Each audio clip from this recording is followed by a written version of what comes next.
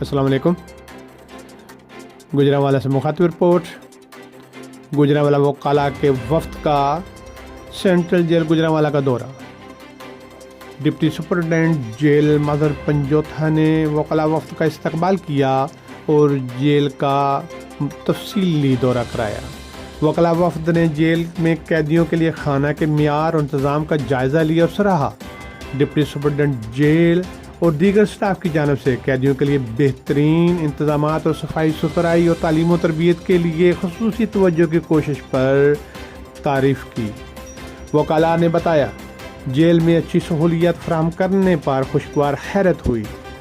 صاف اور ستھری بیرکیں اور سیل، قیدیوں کی بحالی، تعلیم و تربیت میں مدد کے لیے پروگرامز، ایسی مثبت ماحول فراہم کرنے کے لیے ہمدردی کے نئے احساس اور فوجداری نظام انصاف میں مثبت تبدیلی قابل قدر ہے۔